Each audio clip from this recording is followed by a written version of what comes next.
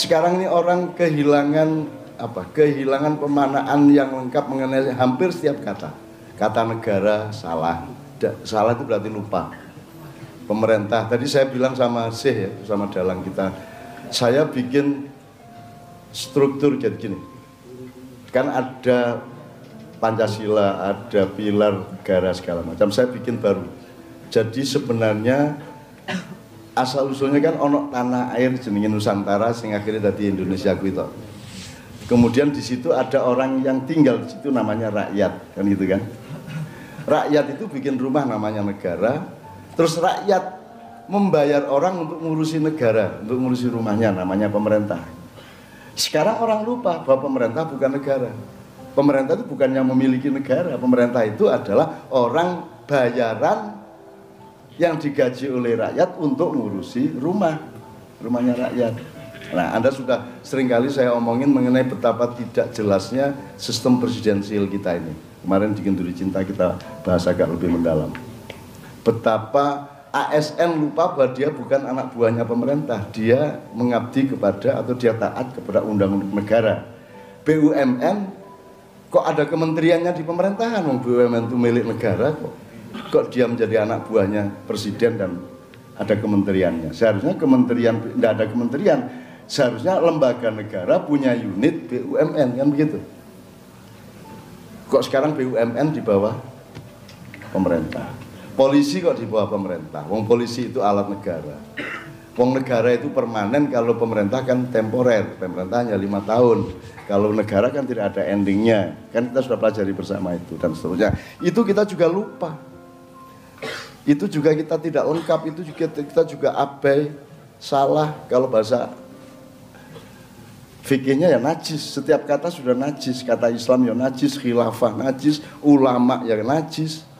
Najis itu maksud saya, orang tidak mikir kok, asal pernah ceramah agama terus disebut ulama toh. Orang tidak pernah mikir bahwa Allah itu punya definisi mengenai ulama di Quran. Tamu saya kemarin itu fuqaha, faqih, belum tentu ulama. Tapi kan semua menyebut ulama. Loh, ulama itu nyun sewu ya sedikit ya, di Padang Bulan sudah kita jelaskan. Kalau psikolog, beda nggak ranahnya atau wilayah ekspertasinya dengan ekonom? Beda. Jadi psikolog, ekonom, ahli pertanian, sosiolog, politolog dan seterusnya ada ranah yang jelas. Kalau dalam Islam, faqih itu ahli hukum Islam. Dia namanya faqih, kalau jamak namanya fuqaha. Lahirlah MUI, lahirlah Majelis Taklim, Majelis Tarjih, lahirlah Basul Masail. Itu namanya fuqaha, bukan ulama. Kalau ulama tidak ada ranahnya, atau ranahnya itu menyeluruh. Karena di Quran sebutannya adalah gini, siap di antara semua hamba-hambaku yang takut kepadaku itulah ulama, kan gitu. Terus kita terjemahnya gini, ada ulama, ada insinyur, ada pengusaha, ada pejabat, yang takut sama Allah adalah yang ulama. Menurut cara memikir, menurut caramu, ya kuali. Nah, kuali itu kan bentuk dari lali. Nek prasa kurang ngono kuwi. Ben kowe iki tukang ojek, Grab, Gojek, kowe iki sopir taksi, kowe iki kuli pasar, kowe iki ahli yoga, apa wae sakarepmu, pegawai hotel, presiden boleh, asal kamu itu orang yang takut kepada Tuhan, maka itulah ulama. Meskipun kamu tidak punya pemahaman sebagaimana yang sekarang dikenal pemahaman para ulama. Tidak ada orang masuk surga karena ilmu, tidak ada orang masuk surga karena kepandaian. Tidak ada Tuhan mencintaimu karena kepandaianmu terus kamu datang dengan membawa, ya Allah aku pandai. Nek Jibril mari, ya wis apa-apa gitu. Nek Israel tak tutuk dasmu kan gitu. Yang lain-lain malaikat juga macam-macam. Ada yang radikalis, ada yang fundamentalis, ada yang intoleran, ada yang kebanser-banseran, ada yang ke-FP-FP-an, macam-macam. Kecuali malaikat urusan Madura. Nah, kalau urusan Madura, ini Pak Muzamil sedang di rumah sakit. Sarjito karena ada santrinya kecelakaan tadi, mungkin malam hari ini tidak bisa hadir. Kalau bisa hadir alhamdulillah. Kalau urusan Madura memang beda karena orang Madura punya struktur sendiri. Orang Madura punya tahu bulan kemarin kan sudah saya katakan hari kemerdekaan aja 16 Agustus apa.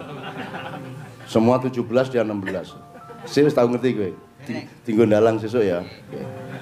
Lagune 16 Agustus tahun 45. Nesu to pejabat. Terus ke besoknya hari kemerdekaan kita muter lagi. Kapusan kowe karo wong Madura, ya ta? Ngono. Nek Madura memang jangan diurus. Dia punya hubungan khusus sama Allah Subhanahu wa taala lewat pintu belakang, gitu. Oke, jadi pokoknya intinya di wilayah yang default sunatullah saja kita masih banyak keliru-keliru. Orang modern terlalu mengandalkan ilmu, jadinya teknologi, jadinya industri, jadinya kapitalisme, jadinya hedonisme, jadinya kulinerisme, jadinya pokoknya adalah milik yang sifatnya jasadiah. Milik gendong lali kata orang Jawa. Saya tidak menyalahkan itu, tetapi Anda menjadi manusia yang tidak lengkap. Anda terlalu menonjolkan tulang Anda sehingga keindahan dari faktor lain dari diri Anda menjadi tidak tergarap. Tuh. Nah, pokoknya intinya seperti itu ya. Nah, nanti kalau kita sudah punya kesempatan, aku nyicil yang kedua Mas Helmi, yang saya. Sebenarnya Anda sudah mengalami semuanya tadi. Kalau Anda bermakyah, Anda pengalamannya akan sudah naik 2, 3, 4, 5. Yang kedua tadi apa? Nidhamul Qudra. Nidhamul Qudra. Kapan nanti saya jelaskan. Yang ketiga Nidhamul Karomah. Ini peristiwanya bisa agak sama tapi klausulnya berbeda, subjeknya berbeda dan hubungan transaksionalnya berbeda. Kemudian yang keempat Nidhamul Syafa'ah. Syafa' ini ahlinya adalah Anda sebenarnya. Dan Anda mengalami itu gitu ya. Yang terakhir Nidhamu Tajaliyah. Tajaliyah itu artinya Anda betul-betul ya singkat katanya tuh semua yang Anda lakukan sebenarnya adalah Tuhan yang melakukan, jelas ya. Kamu hanya alatnya Tuhan. Nah, kira-kira seperti itu ya. Jadi ngopo-ngopo itu tetep kuwi karepe Gusti Allah panjenengan. Kuwi persis kaya manuk, persis kaya suket, persis kaya wit-witan, persis kaya angin. Karena angin udara itu tidak berlaku selain seperti yang persis dikehendaki oleh Allah. Ya malu mayu marun, itu yang terakhir. Jadi nidhamut tajalliyah. Tapi itu pelan-pelan ya, kita pembelajarannya bisa 3-4 kali maknya. Tapi malam hari ini kita khususkan pembenahan wilayah pertama atau level pertama, yaitu sunnah. Defaultnya hidup itu bagaimana. Nah, terus kita ternyata masih punya banyak kekurangan. Apalagi di Indonesia, kekurangan itu dinikmati. Dan orang mencari keuntungan dari ketidaklengkapan itu. Bahkan itu adalah aset ekonomi, aset kapitalisme yang besar di Indonesia. Coba, turnamen Republik Indonesia itu, nek disebut turnamen bal-balan atau tinju gitu ya. Babak penyisian ora lulus iso mlebu final. Iya. Semifinal belum selesai dia sudah bertanding untuk memperebutkan emas. Boleh kok di Indonesia. Lagi wae dadi wakil gubernur sedelet loh. Saiki wis final loh.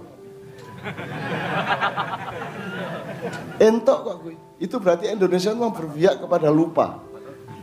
Berpihak kepada ketidakjelasan konstitusi atau aturan atau nizam tadi itu. Dadi wali kota, urung bar, dadi gubernur lagi sedelet dadi presiden. Itu kan iki bal-balan capopo iki U19 besok harus lawan Cina Taipei besok malam, ya.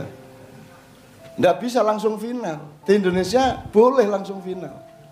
Loh, di Indonesia itu kena kartu merah masih boleh main kok. Jelas kena KPK masih boleh nyalek kok. Masih boleh nyalon kok, betul enggak? Sudah jelas kartu merah masih boleh. Jadi ini turnamen lupa yang luar biasa. Dan banyak sekali klausul-klausul gitu. Apalagi kalau lihat detailnya lagi piye lagi. Wasit kok melu nendang bal. Lho iki pemainnya kok do nggawa semprit dhewe-dhewe. Prit, Ratna. Prit sapa kan gitu. Pratrit piye to iki? Dan ternyata turnamen itu dimiliki oleh salah satu klub, oleh perusahaan yang membiayai salah satu klub, sehingga seluruh pertandingan itu diupayakan, direkayasa supaya yang menang adalah klub milik dia yang membiayai turnamen, kan itu. Nah, klubnya namanya Sembilan Naga. Kira-kira seperti itu ya teman sekalian ya. Jadi ini turnamen lupa. Nah, sekarang Pak Dalang monggo. Kapan-kapan kita menaik dari, kalau Anda tidak bisa menemukan satu sistem besar di sunnah tadi, di sunnatullah yang level pertama, maka Anda punya peluang untuk mencari kudroh. Anda punya peluang untuk naik, syukur mendapatkan karomah dari Allah, masuk ke rongga di mana ada karomah Allah. Itu dengan lelaku pribadi yang luar biasa beratnya. Disitulah para aulia, disitulah Imam Lapeo di Mandar, disitulah Syekhona Khalil di Bangkalan, ya disitulah Syekh Yusuf dari Mandar sampai ke Afrika Selatan dan seterusnya. Nah, kita pelan-pelan. Menurut saya Anda tidak perlu belajar dengan taraf-taraf yang daki-daki orang. Angger kowe ngerti limo kuwi, Anda bisa menempuhnya sendiri dan mudah-mudahan Allah ngijabahi. Jadi uripmu tetap mendapat kemudahan-kemudahan yang di luar perhitunganmu sendiri dan tidak bisa dihitung oleh manusia. Kudune loro ora loro iso, ya ra? Ya kudune ora mana iso mana. Iso ra?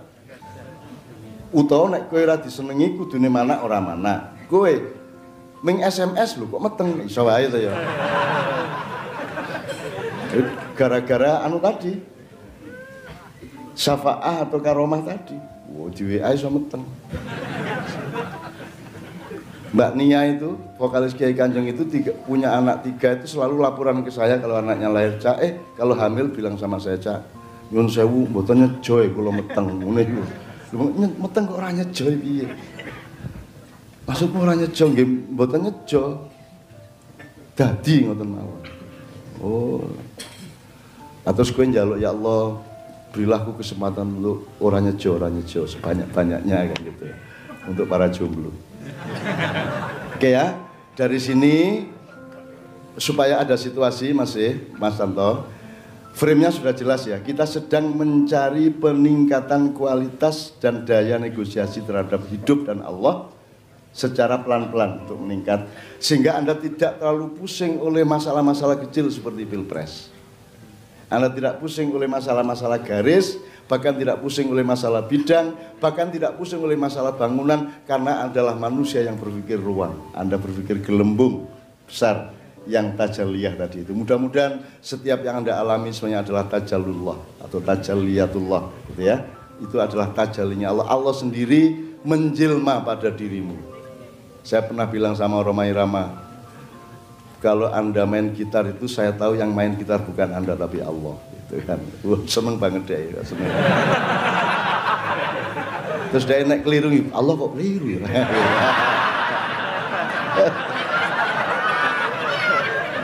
Ya itu kalimat-kalimat itu bahaya kalau kita tidak siap dengan atmosfer pembelajaran yang seperti ini. Kalau langsung Anda ajarkan seperti di sekolah-sekolah itu sangat bahaya, gitu ya.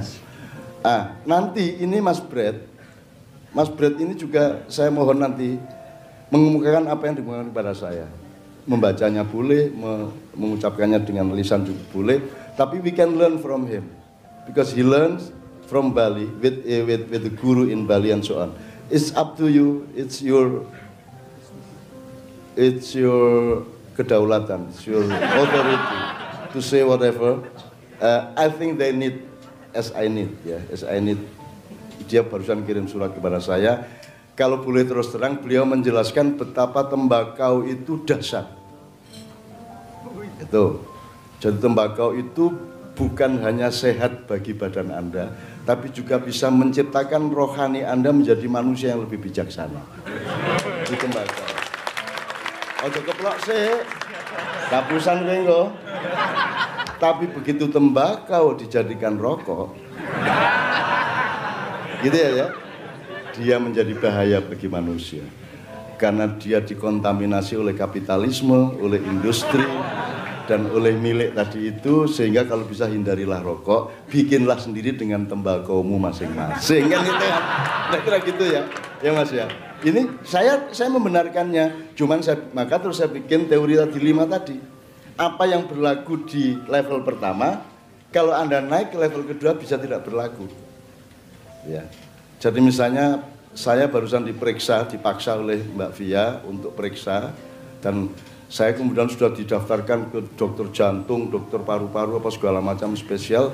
Ketika saya kemudian dibawa oleh Mas Edot yang sering kesini itu untuk diperiksa darah saya, di ronsen, di segala macam, akhirnya selesai sudah diperiksa dan hasilnya jelas, akhirnya tidak jadi ke dokter macam-macam tadi karena hasilnya beres, tidak ada masalah.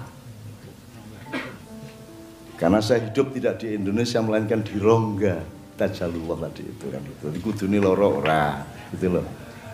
Makanya tadi temannya Mas Tanto sehari cuma tidur 1 jam. Sebenarnya kalau tadi dia niat 5 menit aja mau ke sini sembuh dia. Loh, semua orang yang sakit ke sini kowe teko kesel to nyambut gawe sedina, gitu. Tekan kene kowe sehat to nganti esuk. Begitu bali lu seger meneh gitu loh. Gitu. Mestinya tadi datang aja ke sini, tidur di dalam sebentar enggak apa-apa, tapi begitu sampai sini insya Allah sembuh. Karena saya sakit kayak apapun begitu masuk Ma'iyahan, semua bisa saya tawar. Bisa saya tawar, batuk jadi enggak batuk, gitu. Seharusnya serak enggak serak, seharusnya capek enggak capek, jam 3 pagi nanti bahkan saya lebih sehat daripada sekarang ini. Kenapa? Karena kita hidup di rongga di antara 2, 3, 4, 5 tadi itu. Kira-kira seperti itu ya. Oke. Sekarang satu nomor dulu supaya ada atmosfer Mas ya. Jadi setelah nomor Kiai Kanjeng ini, kemudian kita persilakan Pak Dalang yang pecinya dari saya, tidak bayar ya. Setelah itu kita improv, habis itu terserah Mas Tanto, tapi Mas Brad juga siap dan teman kita yang akan Mbak Dani siap, kemudian Mas Rizal juga siap, dia akan melakukan Indonesian Got Talent. Gitu. Mbu arep jungkir balik, mbu arep ngopo, mbu apa arep ngetokke kodok saka cangkeme, susah karep dhewe. Ada teman-teman Ma'iyah yang suka pesulap, saya sedang membuat satu frame supaya dia bisa keliling ke Ma'iyahan sulapan. Mempertunjukkan sulap, tapi harus dengan pemaknaan yang positif dan produktif.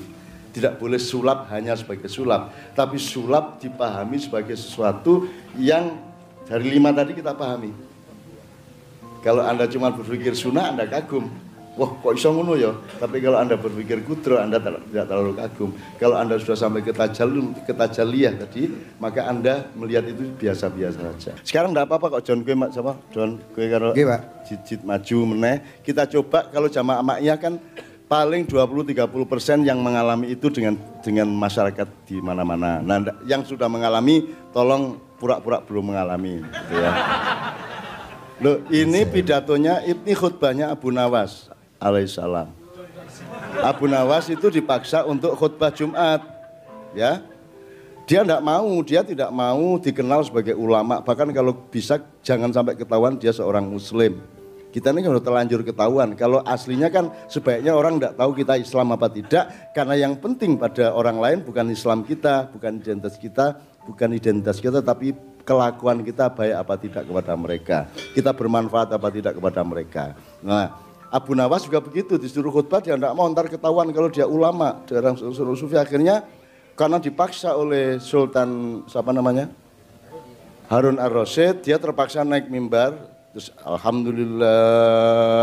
alhamdulillahilladzi hadana li hadza, dan seterusnya. Terus saudara-saudara,